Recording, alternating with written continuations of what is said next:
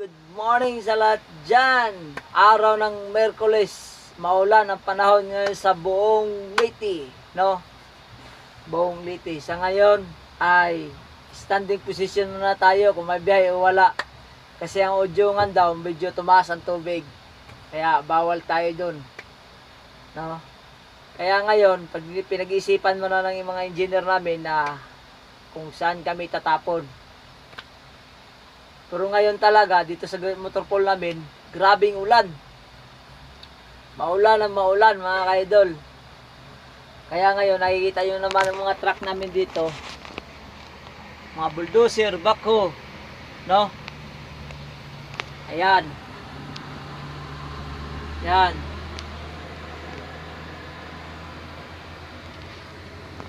Nakita nyo yan? Yung iba, nakabiyahe na. Papuntang Palo.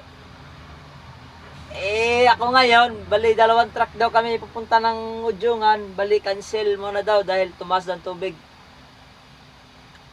Baka magkaroon ng aberya. Kaya, double ingat, tsaka kailangan safe tayo sa ating sa ating sarili. Dahil maulan talaga. Kaya nga ako dito, baluktot nga ako, oh. Kaya kayo lahat dyan, bumabiyahe, no? Papuntang Visayas. Double ingat po tayo. Bye-bye. Thank you.